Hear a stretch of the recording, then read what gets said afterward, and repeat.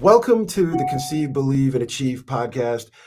I'm your host, Coach Geris. Today we have a special guest all the way from St. Catharines, I believe. I didn't check that before, but I'm just assuming because you wrestle for the Brock Badgers. It is Mia Friesen. Okay, so I want to welcome you to the show. I know that we talked prior that you actually have seen some of the show with some of your teammates, Shauna and Hannah. So big shout out to them.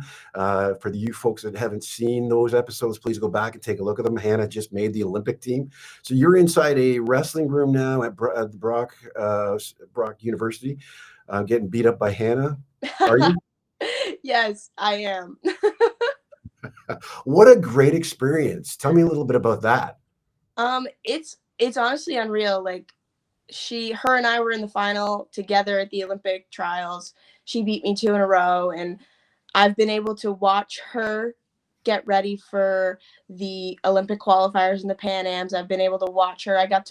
Me and my teammates were actually around a little phone when she qualified, and it was unreal. And seeing her reaction and then seeing everything that's progressed since then, from like, I think that was in February, from February to now, like, um, it's been unreal. Like, I want to be the Olympian.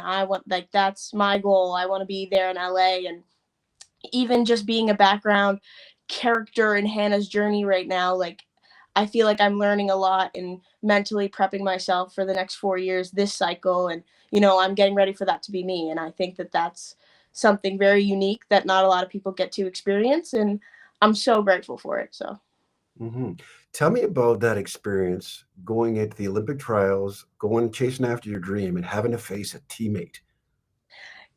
like that, that's the first time that's ever happened to me. I've never wrestled a teammate in any tournament. So that was new. We didn't have any coaching in the corner, just our coaches there with water bottles and towels to towel us down in between rounds. And it was quiet in the corner. And that's normally not the Brock way. Like, it's loud in the corner and you're getting coaching like every second. And to not have that was new, and it was weird at first, but like, you have to adjust, and it didn't take me long to adjust. And I think Hannah's been in that situation before. So it's just how we work at Brock. And I think that that's really cool. And as much as it sucked to lose, it was hard because, she is a teammate, and that's her lifelong dream is also my lifelong dream. And, that's how that works. And Mhm. that's just the way that the cards fell, and she kicked the shit out of me. And Oh, okay. Well, you earned the spot of I guess Olympic alternate. Is that yeah? yeah. So you were an Olympic alternate, but you just won the under 23 national championships. What was it? A week ago? Yep. Okay. So you will be your wrestling journey hasn't ended yet this year. You still get to train for I'm guessing the World Championships. Yeah, so this year, the under 23, there's actually an under 23 Pan American Championships, and that's the first year that this has ever happened. So I'm leaving in a few weeks for that. It's at the end of June. We're going to Colombia.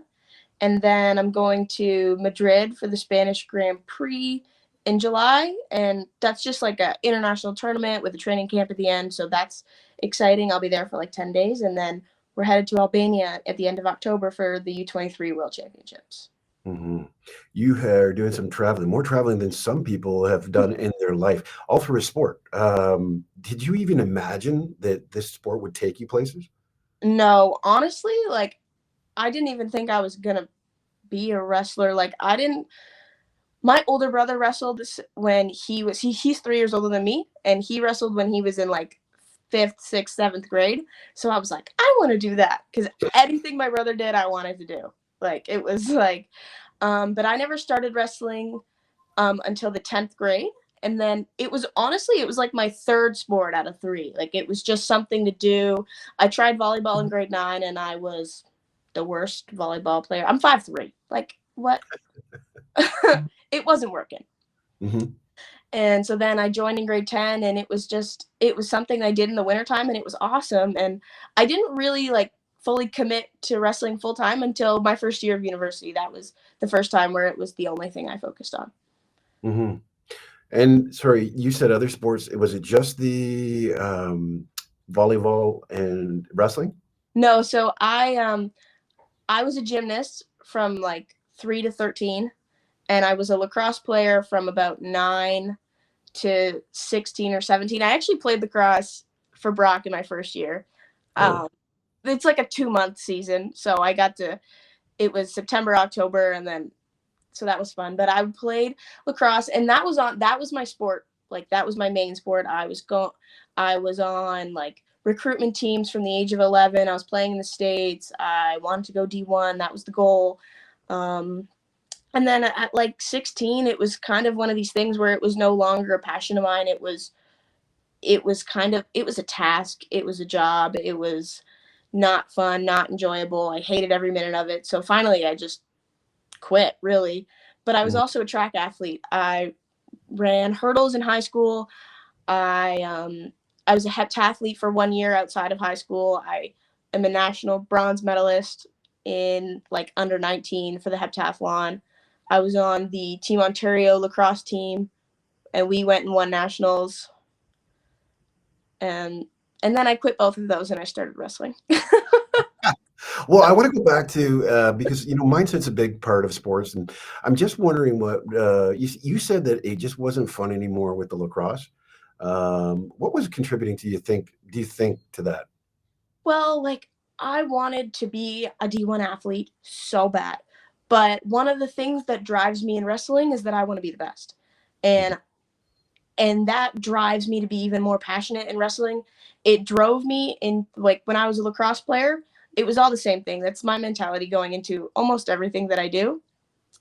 But for lacrosse, it ended up turning into this like stress, this weight on my shoulders, this like I have to perform and I have to be the best ever out here all the time. And for lacrosse, it just that wasn't connecting that mentality that I had, and it wasn't connecting positively through my body. And I feel like I just eventually figured out that it wasn't working for me. But in wrestling, it is, and it was even from the right from the beginning.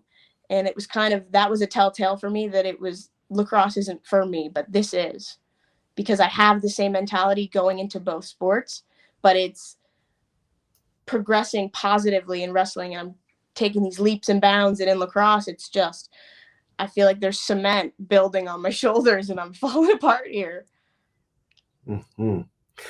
You know, there's a lot of things sometimes that contribute to, a kid quitting, and it could be the weight of the sport. What about wrestling? You just jumped into that sport there, gave it a try. Was it just because the influence of your brother, or was it like, did you get recruited while you were there at Brock? So I started in high school. I joined in grade 10, Mhm. and it was right from like when I was little. My brother did it, and I was like, I'm doing it, I'm doing it, I'm doing it. And it was really early on. Like it was honestly a few months into wrestling in grade 10 where I went to a Brock Christmas camp, Mhm. and Marty Calder, he came up to my dad and he was like, I think you should start bringing Mia out to the Brock University practices. I think that would be great for her. And honestly, when I started, I was like, I'm not doing that. That's Mhm. terrifying. But my dad, who I'm so thankful for now, he would pick me up and be like, no, like, we're going. You're going to this. And I'm in the back and I'm in like the passenger seat of the car. Like, I don't even know how to take a high crotch. I don't know how to take a single leg. I am in a left foot stance and my right hand is in front. I don't know what I'm doing right now. But he took me and it didn't matter, and I went and I got my ass beat every practice, but it was awesome. It was skin grew thick. I learned quick. And honestly, like I feel like that year when I was in the like when I was how old are you in 10th grade? 16? Uh, you're gonna be somewhere in there, yeah. Yeah. Like I felt like I blossomed into a completely different human being just from being I don't want to use the word forced because that's a bad word I feel like to use, but just being pushed into that environment, and it was kind of like figure it out.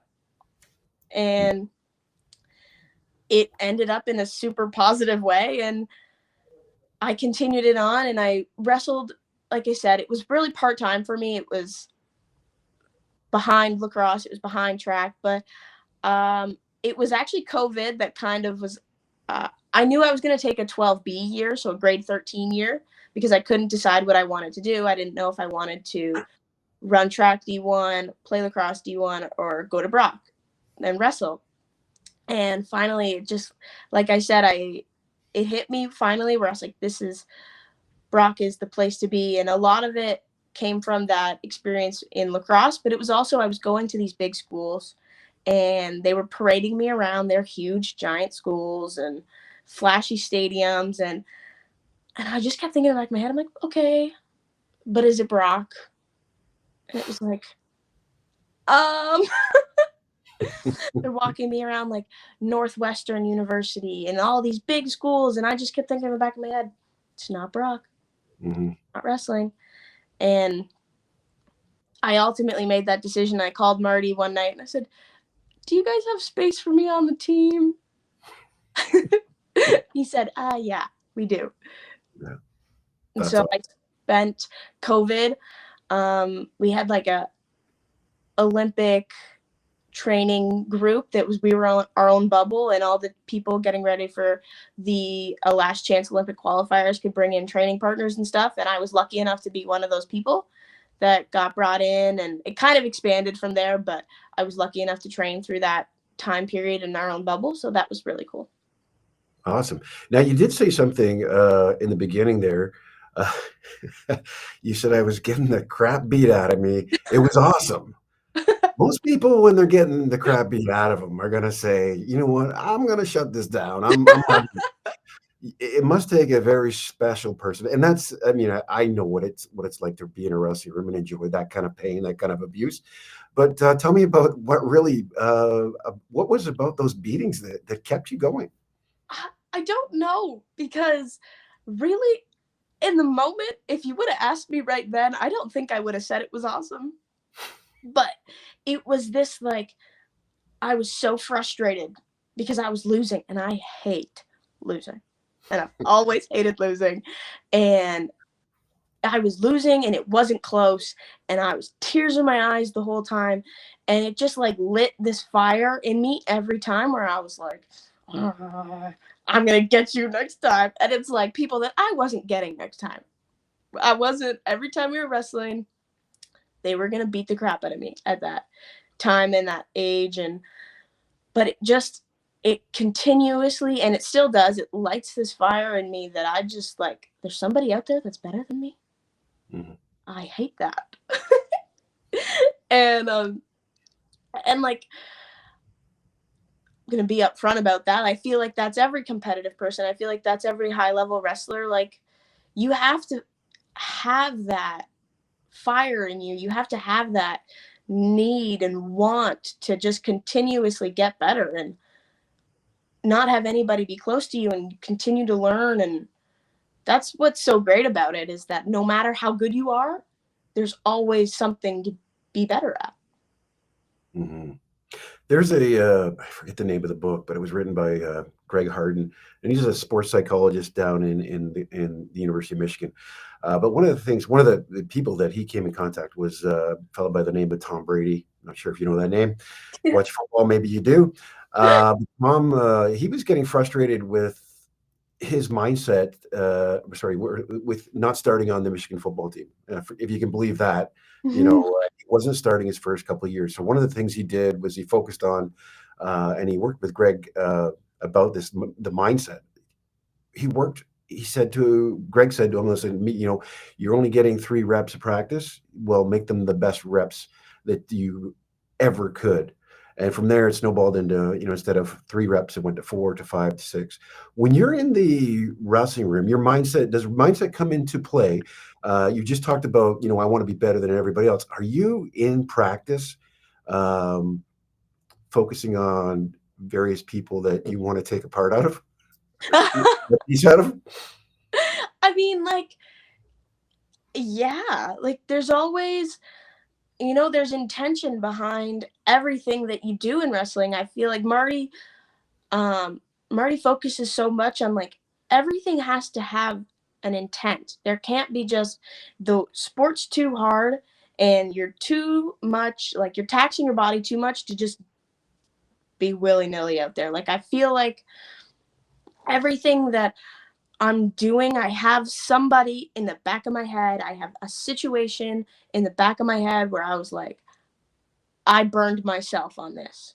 So we're going in and we're fixing it because I refuse to burn myself on it again. And if you watch my matches, like you can pick out where I get burned myself so many times. And it's just, you have to go into practice with something in your head, whether it's a person, whether it's a situation, whether it's an entire match, an entire tournament, or even something that happened yesterday at practice. Like there's just, that's kind of what I've really been working on, is that like not going into practice with just like the, okay, let's just go to practice. Let's just run through all my moves and let's just scrap it out in live. Like, because I feel like I did that for a long time. And it's just been of recently where it's like, okay, we're going into practice, we're doing this, we're focusing on this situation. And even though we're going live today, like you're going to focus on these things in live, not just winning the live go. Because I feel like, as he said before, like I like to win and I like to be the best. And that can be so, you can fall into that rabbit hole so easy at practice. You're just like, I just want to win this go. When really, like, you're not working on anything. You're not testing the waters with moves. You're not testing the waters with scrambles and situations. And that's kind of something that I feel like I've been lacking at practice in the past years. And I just really want to focus in on that. Because sometimes I get into tournaments and I forget my moves and I'm stressed and I just want to win. And I feel like a part of that is because at practice, I used to just want to win the live go instead of, we're working on my new setup to my new move and this, and we're doing it because you can do it 1,000 times, but if it's 1,000 times wrong, it might as well have been 0 times. Mm-hmm.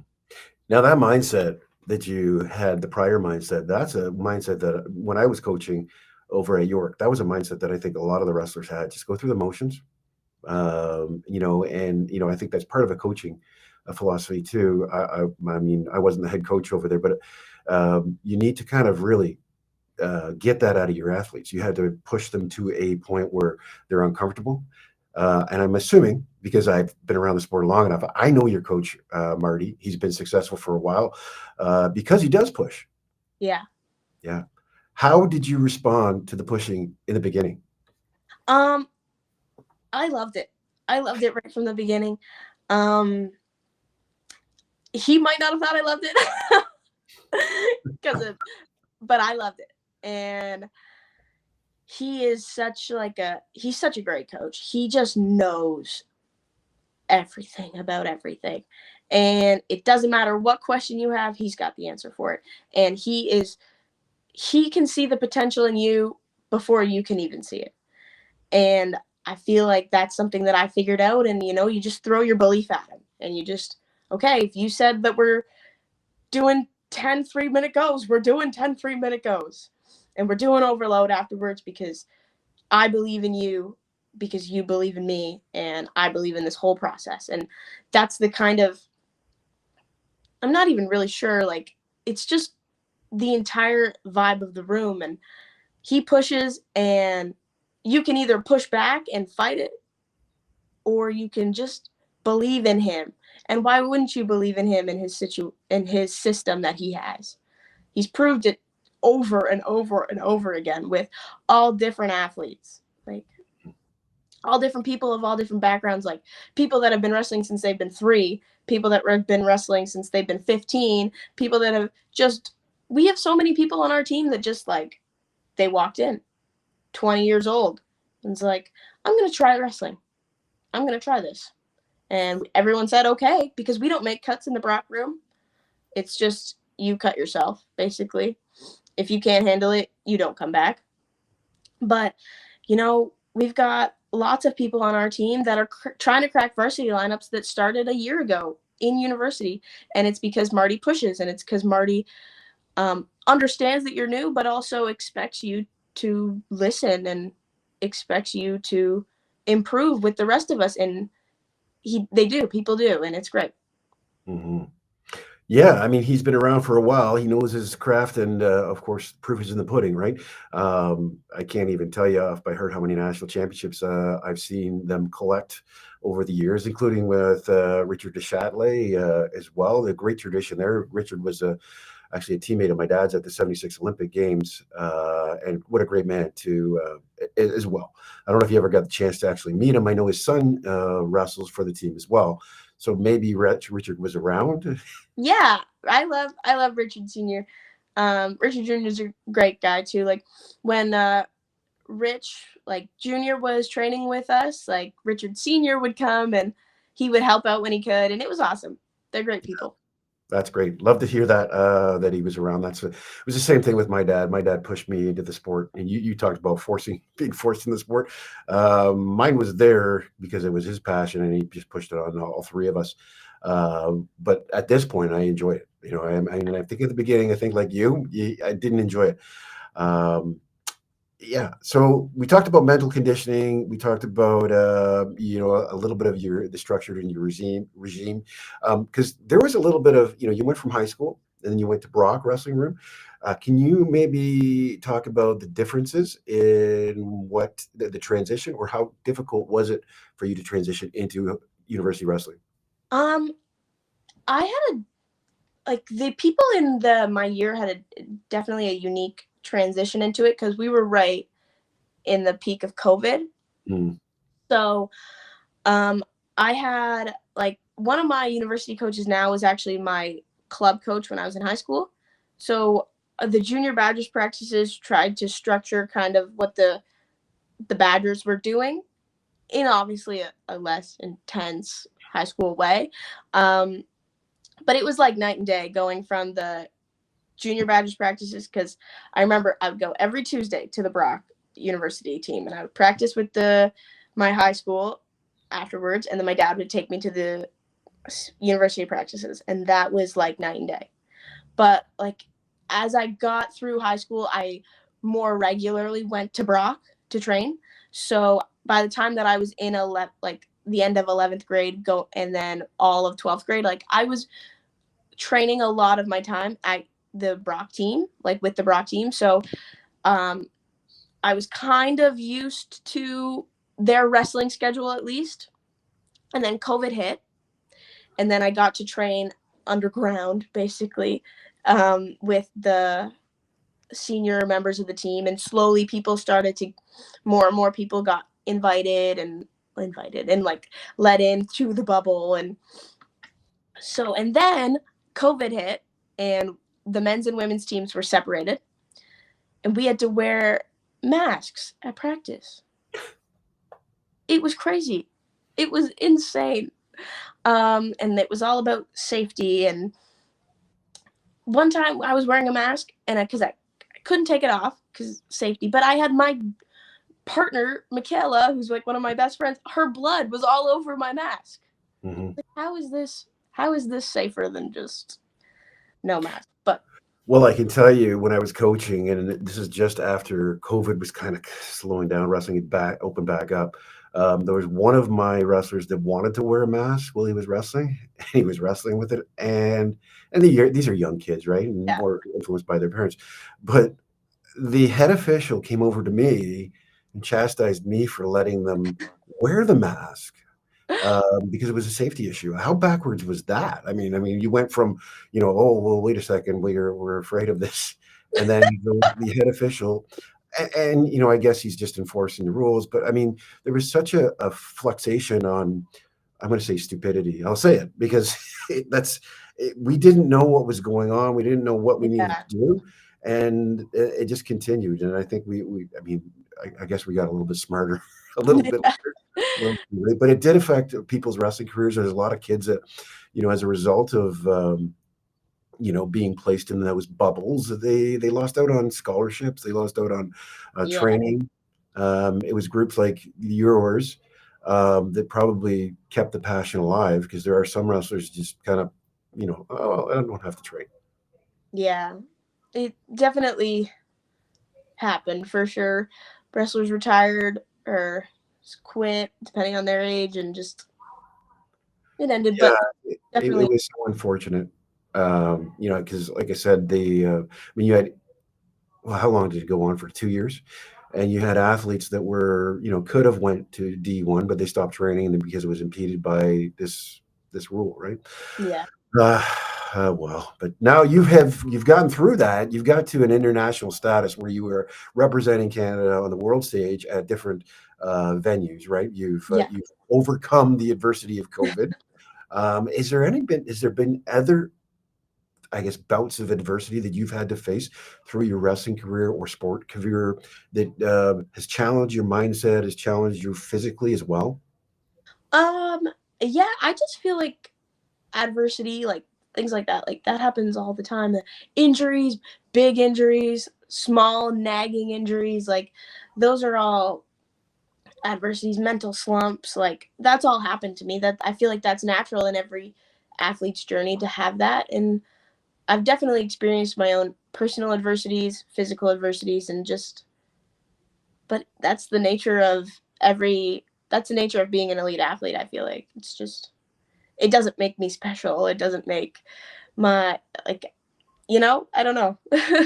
Do you think the sport has helped with that mindset? I know, like, you know, years later, I was hit by a car while I was at work, and I suffered post concussion syndrome. I was off for 2 years, and I heard these horror stories about it, individuals, you know, not recovering, you know, having this post concussion syndrome for 7 years and going through some pretty bad stuff. But in my mind, I never had that thought process where I'm going to quit, you know, where I was devastated. You know, I think, and I don't know, maybe you do you think wrestling has pushed you or sports has pushed you to that mindset where I'm not going to quit? Yeah, definitely. I think all sports do that, can have the ability to do that depending on the type of person that you are naturally. But I feel like wrestling can build that kind of person. Um, Lots of sports I think can, like, if you already are that person, they can just make you stronger. But I feel like wrestling builds can build that kind of person. And wrestling is so intense, and it's so all year long, and it's go go go. You are grinding, and every practice is hard. There's not really an easy practice. There's not really an easy tournament. There's I definitely think wrestling, you got to have thick skin. You have to be strong. You have to be able to persevere. And if you don't, like, people don't last in wrestling. I feel like other sports, I feel like you can kind of get away with being a little lazy, being a little soft, like, but wrestling, it's just, you can't, no part of you can be soft, I feel like.